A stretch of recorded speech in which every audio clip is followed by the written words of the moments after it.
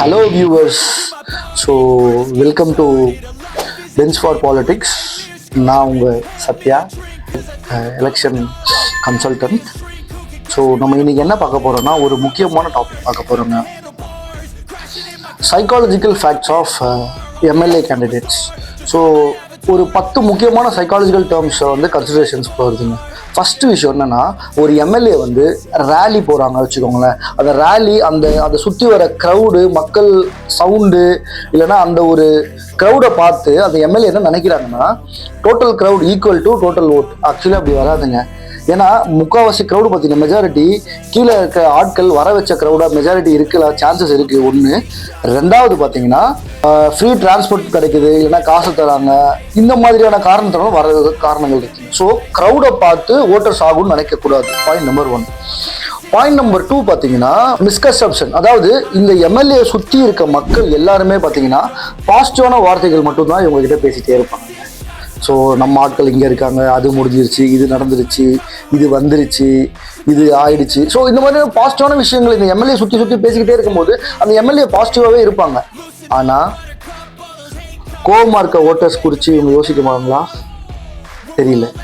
So எதிர்கட்சியில் எவ்வளோ பேர் இருக்காங்கன்றதை பற்றி யோசிக்கிறாங்களா, இல்லை எதிர்கட்சி எவ்வளோ வேலை செஞ்சுருக்காங்கன்றதை பற்றி யோசிக்கிறாங்களா, இல்லைனா ஸ்விங் ஓட்டர்ஸ்.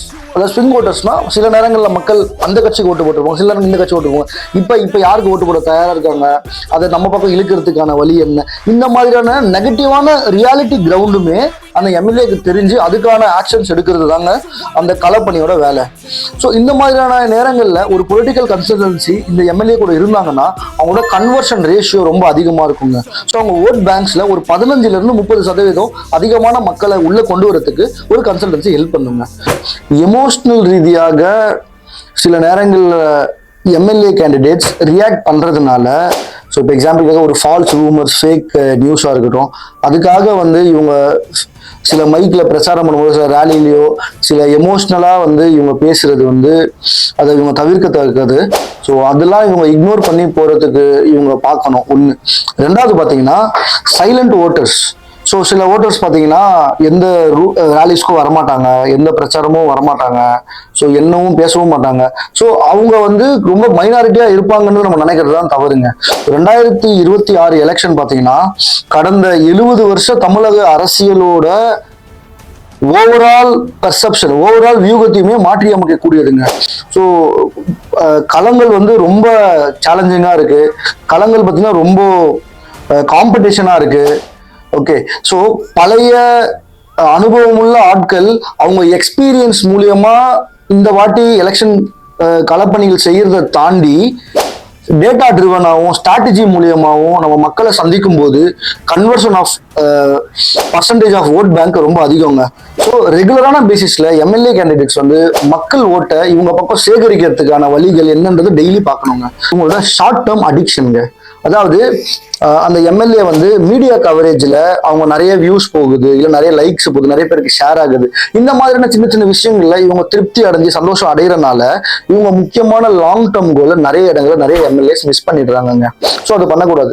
ஒரு எம்எல்ஏ ரெகுலரான டெய்லி பேசிஸ்ல இவங்களுக்கு ஓட்டு விழா, அதாவது எதிர்கட்சிக்கு ஓட்டு போடுற மக்கள் எந்த தெருவில் இருக்காங்களோ அந்த தெருவில் இருந்து எத்தனை பேர் நமக்காக சாதகமா இருக்காங்க, இல்லை எத்தனை ஏரியாவில் இருக்காங்க, எத்தனை ரிலீஜன்ஸ் நம்ம பார்க்குறோம். ரெகுலரான பேசிஸ்ல ஒரு 2000 5000 7000 10000 ஓட்டர்ஸ் வந்து ரெகுலரான பேசிஸ்ல நமக்காக வரதுக்கான வழியை பார்க்கணுங்க. First point. ரெண்டாவது விஷயம், இது ரொம்ப முக்கியமான பாயிண்டா இருக்குங்க. எல்லா எம்எல்ஏவுமே என்ன நினைக்கிறாங்கன்னா, தன்னுடைய சிம்பிள் மாத்திரமே நமக்கு வெற்றியை கொடுத்துரும், தன்னுடைய தலைவர் மட்டுமே நம்ம வெற்றியை கொடுத்துருவாரு. கண்டிப்பாங்க, சிம்பிளுமே தலைவருமே அந்த தொகுதிக்கு வெற்றி வாய்ப்புகளை அதிகமாக நிர்ணயிக்கக்கூடியது. ஆனா அட் த சேம் டைம் இந்த எம்எல்ஏ களத்துல இறங்கி எவ்வளவு ஆழமா எவ்வளவு விரிவா வேலை செய்யறாங்கன்னு இருக்குங்க. ஸோ ரெகுலரான பேசிஸ்ல நீங்க போய் எத்தனை பேரை பாக்குறீங்க, ரெகுலரான பேசிஸ்ல உங்களோட டீம் வந்து எந்த அளவுக்கு கிரவுண்ட் ஒர்க் பண்றாங்க, கடைசி கட்ட ஒரு ஆள் வரைக்குமே நம்மளுடைய வாக்குறுதிகளை கொண்டு போய் சேர்க்கிறதோ, கடைசி கட்ட ஆட்கள் வரைக்குமே நம்மளுடைய தலைவரோட கொள்கைகளை கொண்டு போய் சேர்க்கிறது தாங்க ஒரு எம்எல்ஏ கேண்டிடேட் நம்மளோட கடமைகளா இருக்கு. ஸோ எங்களோட கன்சல்டன்ட் டீம் வந்து உங்களுடைய தொகுதிகளில் வந்து வேலை செய்யும் போது இதை கடைசி கட்ட வரைக்கும் சேர்த்து வைக்கிறதுக்கு நிறைய ஐடியாஸ் இருக்குங்க. ஆக்சுவலாக எம்எல்ஏ என்ன பண்ணுறாங்கன்னா, மெஜாரிட்டியான எம்எல்ஏ நான் பார்க்குற வரைக்குமே வெற்றி பெறுவதை விட ஆறுதலே முக்கியம் நினைக்கிறாங்க. நீங்கள் நினைப்பீங்க என்ன சார் சொல்கிறீங்க, வெற்றி பெறுவதை ஆறுதலே முக்கியம்னு சொல்கிறீங்க? அப்படி கிடையாது சார். ஆக்சுவலாக அவங்க அப்படி நினைக்கிறது கிடையாது, ஆனால் அவங்க செயல் அப்படி இருக்குது. நான் எதை மீன் பண்ணி சொல்கிறேன்னா, அவங்களுடைய தொகுதியில் பிரச்சார வேலைகள் பண்ணும்போது சில இன்எஃபெக்டிவ் லீடர்ஸ், ஸோ சில ஆட்கள் வந்து அவங்களால எந்த வேலையுமே நடக்காது, எதுவுமே செய்ய முடியாமல் இருப்பாங்க. ஆனால் அவங்களும் அந்த வேலையில் இருக்கணும்னு நினைப்பாங்க. ஸோ அப்போ அவங்களால செய்ய முடியாது தெரிஞ்சு, அவங்களால சில பிரச்சனைகள் இருந்து தெரிஞ்சாலுமே அவங்கள வச்சு வேலை செய்யும் போது அது வந்து மிச்சமே கெடுக்கிறதுனால நான் இதை மீன் பண்ணுறேன் ஆக்சுவலி. First point. ரெண்டாவது பாயிண்ட் பார்த்தீங்கன்னா, லாஸ்ட் மினிட்ல பிளான் பண்ணுறது, இம்மீடியட்டாக ஒரு ரேலி பண்ணுறது, இஷ்டத்துக்கு ஸ்ட்ராட்டஜிக் இல்லாமல் காசு செலவு பண்ணுறது, இந்த மூலியமாக நீங்கள் இஷ்டத்துக்கு ஒரு பிளான் இல்லாமல் ஸ்ட்ராட்டஜி இல்லாமல் இம்மீடியட்டாக பண்ணுறது, வேகமாக பண்ணுறது, டக்குன்னு பண்ணுறது, என்ன ரிசல்ட் வரப்போகுது? நீங்கள் ஒரு ஆக்டிவிட்டி பண்ணுறீங்கன்னா என்ன ரிசல்ட்? ஒரு ரேலி போகிறீங்களா, எத்தனை ஓட்டர்ஸ் நீங்கள் கன்வெர்ட் பண்ணியிருக்கீங்க, எத்தனை பேங்க் நீங்கள் ஜென்ரேட் பண்ணியிருக்கீங்க?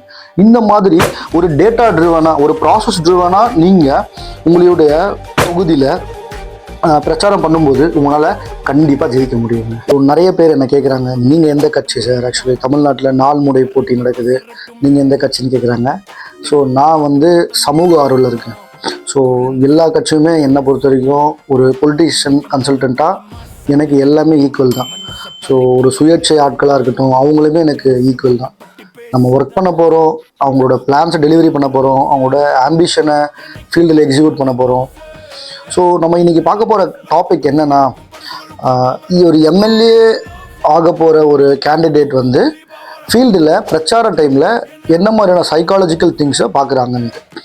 பொதுவாக பார்த்திங்கன்னா அந்த பிரச்சார நேரங்களில் சில சின்ன சின்ன விஷயங்களை நம்ம மறக்கிறது உண்டுங்க.